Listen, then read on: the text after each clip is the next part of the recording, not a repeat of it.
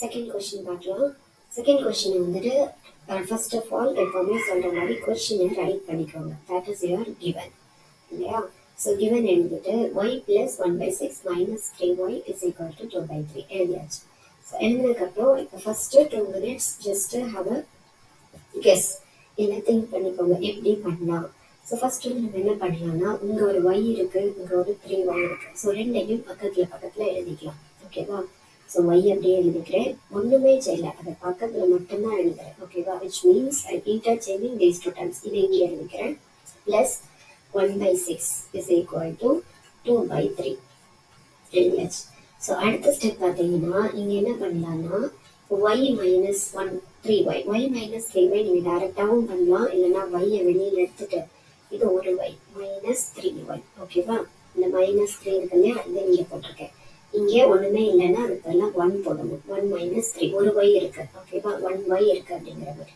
இப்போ பாருங்க, ப்ளஸ் 1/6 இருக்கு. நமக்கு நல்லாவே தெரியும் ப்ளஸ்ஸாக இருந்தால் அந்த பக்கம் போகும்போது என்ன ஆகும், மைனஸ் ஆகிடும். ஸோ அதனால அந்த டேர்ம் ஃப்ராக்ஷன்லாம் பார்க்காதீங்க, அப்படியே ஒரு டேர்ம்னு எடுத்து போன சம்ல பார்த்த மாதிரி அப்படியே இந்த ஃப்ராக்ஷனை இப்படி எழுதிக்கோங்க. புரியுதா? இப்போ நம்ம வந்து என்ன பண்ணணும்னா இந்த ஃப்ராக்ஷனை சால்வ் பண்ணணும். நான் இந்த ஃப்ராக்ஷனை தனியாக சால்வ் பண்ணி எடுத்துக்கிறேன். ஓகே, 2/3 minus 1/6 தனியாக எழுதுனாலும் எழுதிக்கலாம், இல்லைன்னா நீங்கள் டைரெக்டாக அதே லைனில் எழுதினாலும் let's do it directly also. So இங்கே என்ன பண்ணலாம், நெக்ஸ்ட் ஸ்டெப் என்ன பண்ணலாம்னா this is equal to Y அப்படியே எழுதிக்கோங்க. அப்போ என்ன ஆகும், ஒய் இன்ட்டு நம்ம -1 1 minus 3 3 minus 1 2ன்னு உங்களுக்கு தெரியும். 1 minus 3 என்ன ஆகும், பிகாஸ் நம்பர் சைன் மைனஸை போட்டாச்சு. 3 minus 1 என்னது 2. ஸோ இதை எழுதியாச்சு. இப்போ ரைட் சைடுக்கு வாங்க. இப்போ இதை வந்து நம்ம என்ன பண்ணோம், எல்சிஎம் எடுத்தே ஆகணும் இல்லையா? எல்சிஎம் எடுத்தா என்ன வரும், 3க்கும் 6க்கும் எல்சிஎம் எடுத்து பாருங்க. 3க்கு 6 எல்சிஎம் எடுக்கும்போது 1 3 is 3, 2 3s are 6 இல்லையா? அடுத்து பார்த்தீங்கன்னா 2 1 2 is 2 1. So our LCM will be equal to என்ன ஆகும், 3 into 2 which is nothing but your 6. So 6 வந்துருச்சு. அப்போ என்ன அர்த்தம்னா கீழே உங்களுக்கு 6 வரணும். 3 கூட என்ன மல்டிப்ளை பண்ணால் 6 வரும், 3 into 2 6 வரும். அப்போ மேலே என்ன பண்ணணும், நீங்கள் 2ஆல் மல்டிப்ளை பண்ணணும், -1/6. ஓகேவா? ஸோ இதுதான் சொன்னேன். உங்களுக்கு இதில் டேரெக்டாக எழுதுறதுக்கு கஷ்டமாக இருந்துச்சுன்னா இதை நம்ம எழுதாமல் நம்ம ஒரு தனியாக எடுத்து எழுதலாம். ஓகேவா?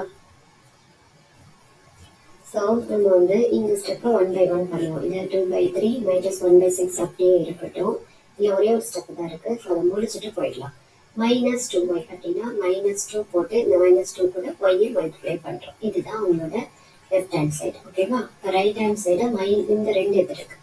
இதை கொஞ்சம் நம்ம சால்வ் பண்ணிட்டு வந்துடுவோம். இதுக்கு நீங்கள் சால்வ் பண்ணுற போயாமல் -2y எழுத வேண்டாம். நீங்கள் என்ன பண்ணலாம்னா இந்த 2/3 அப்படி இப்போ நான் அப்படின்னு தனியாக எடுத்துக்கோங்க. சரியா? நான் let us solveங்கிற மாதிரி 2/3 minus 1/6 பண்ண போகிறோம். இதில் தான் நான் என்ன சொல்கிறேன்னா எல்சிஎம் எடுக்கணும். எல்சிஎம் நம்ம ஆல்ரெடி எடுத்தோம் இல்லையா? எல்சிஎம் என்ன வந்துச்சுன்னா 6 வந்துச்சு. ஸோ என்ன பண்ணணும், இந்த எல்சிஎம்மை இப்படி எடுத்துக்கோங்க. இப்போ நம்ம பண்ணுற மாதிரி இப்போ ஈஸியாக இருக்கா, 2/3 இப்படி தானே இப்போ பண்ணுவோம், இன்ட்டு அப்படின்னு போட்டு is equal to இங்கே 6 இல்லையா?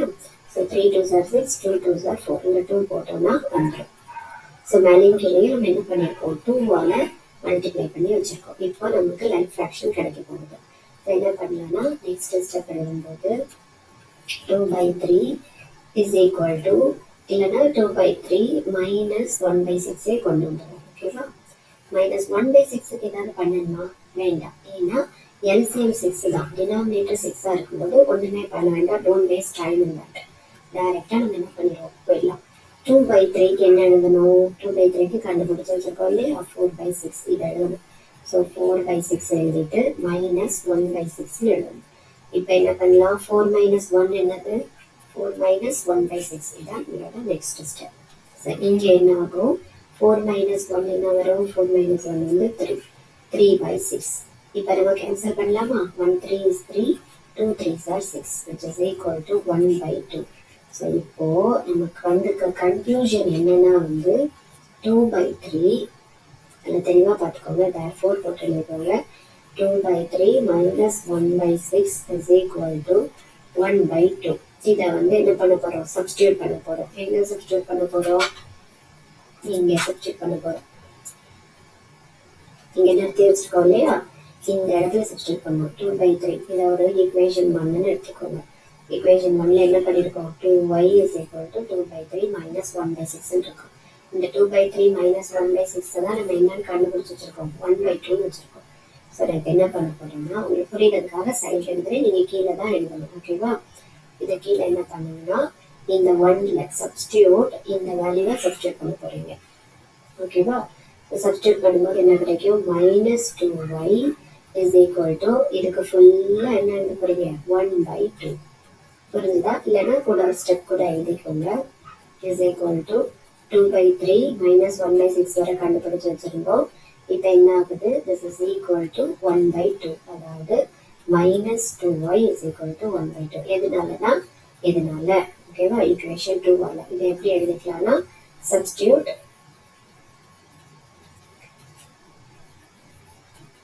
ஈக்குவேஷன் 2 எடுத்து கொண்டு போய் நம்ம என்ன பண்ணியிருக்கோம், 1ல போட்டிருக்கோம். ஓகேங்களா? அப்படி எழுதிட்டு இப்போ என்ன பண்ணலாம்னா எல்லாம் சால்வ் பண்ணி கொண்டு வந்தாச்சு. அடுத்த ஸ்டெப் என்னது? நம்ம எப்பவும் பண்ற மாதிரி -2y இருக்கு. -2y இருந்தா என்ன பண்ணலாம்? யோசனை பார்ப்போம்.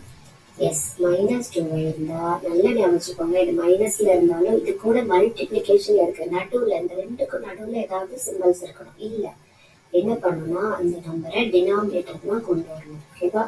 ஸோ 2 into -2 வந்துடும். அந்த சிம்பிள்ஸ்ல மாற்றக்கூடாது. பிளஸ்ஸா இருந்தா தான் மைனஸ்ல போகும். அப்படின்னா ரெண்டுக்கு நடுவுல இருந்தா அப்படி இல்லை, இது மல்டிப்ளிகேஷன்ல இருக்கு. So that is equal to 1/2 into 2 என்னது 4. ஸோ -4. ஒய்யோட வேல்யூ என்ன வரும்? y is equal to -1/4ன்னு எழுதிக்கலாம்.